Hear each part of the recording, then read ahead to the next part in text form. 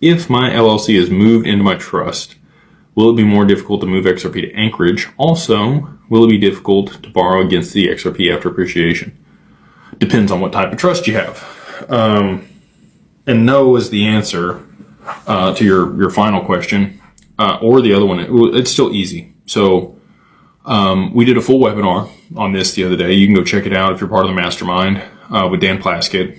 We talked about a revocable living trust and how that differs from an irrevocable living trust. A revocable living trust that's issued in your state is a pass-through entity.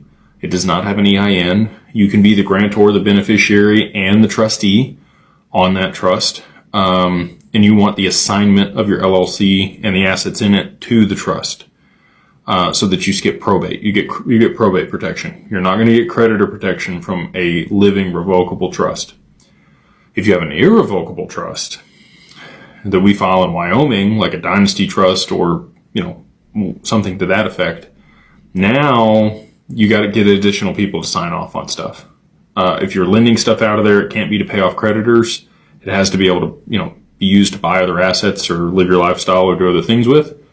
You're going to have a trust protector that's going to be able to change the provisions in the trust, make sure it's somebody that you know, like, and trust, that's not going to screw you on stuff.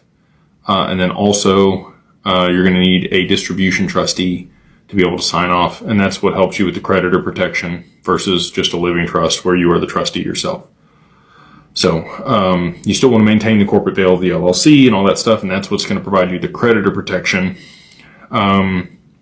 Because the living revocable trust doesn't have an EIN, you're just going to use the EIN associated with the LLC for KYB over there at Anchorage. And the trustee or the trust is going to be the title on there.